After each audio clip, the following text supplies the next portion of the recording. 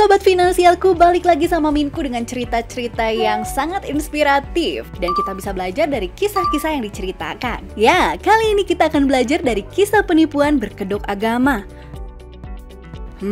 Apaan tuh? Langsung aja kita simak. Oke, seperti yang kita tahu ya, berbagai modus yang digunakan untuk menghasilkan uang dengan cara yang instan itu banyak sekali macamnya.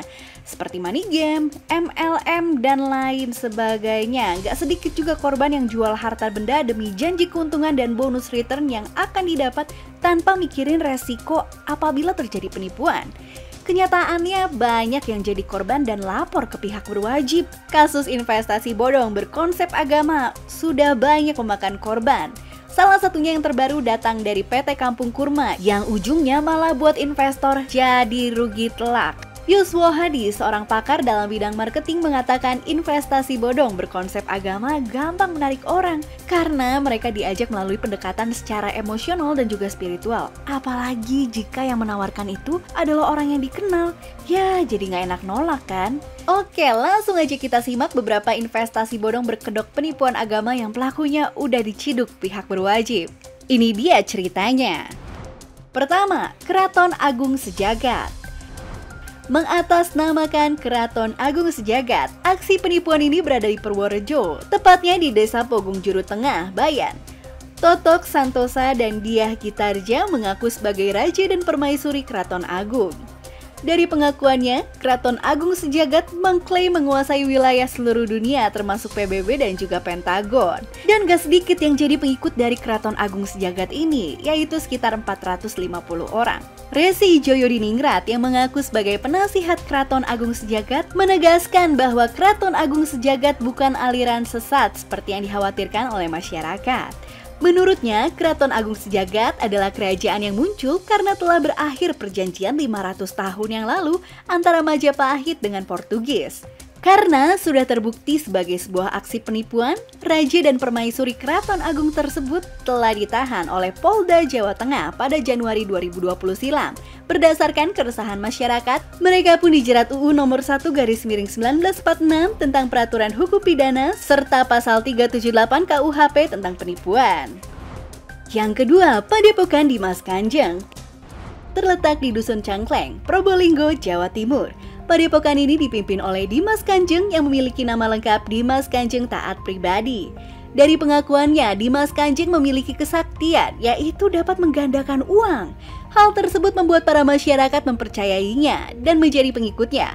Bahkan banyak dari pengikut yang menyerahkan harta mereka untuk dilipat gandakan. Usut punya usut, setelah pemeriksaan oleh pihak berwajib dengan segala tipu dayanya, ternyata Dimas Kanjeng terbukti berbohong dan terjerat kasus penipuan uang miliaran rupiah. Yang ketiga, Kerajaan Ubur-Ubur.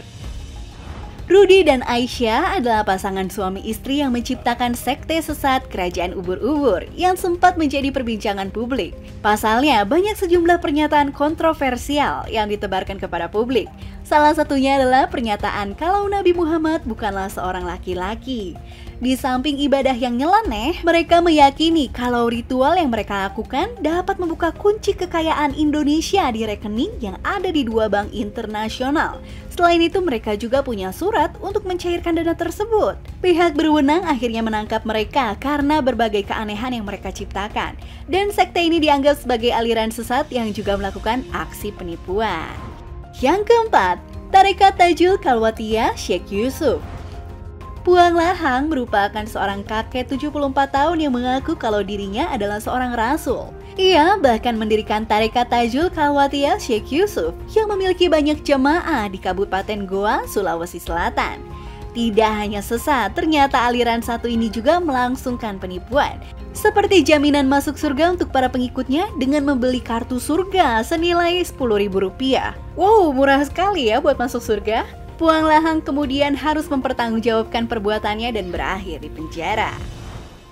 Yang kelima, Dinar dan Dirham kasus penipuan Zaim Saidi. Kasus penipuan berikutnya adalah yang dilakukan oleh Zaim Saidi yang menyatakan bahwa orang yang menukarkan uang ke koin dirham atau dinar yang ia jual akan masuk surga. Pengungkapan kasus itu dimulai saat informasi yang diperoleh polisi mengenai adanya kasus jual beli perdagangan menggunakan alat tukar selain mata uang rupiah, yaitu dinar dan dirham di Jalan Tanah Baru, Pasar Muamalah Depok, Jawa Barat. Zaim Saidi berperan sebagai inisiator dan penyedia lapak di Pasar Muamalah. Tidak hanya itu, dia juga berperan sebagai pihak penyedia penukaran dinar atau dirham sebagai alat tukar jual beli di pasar tersebut.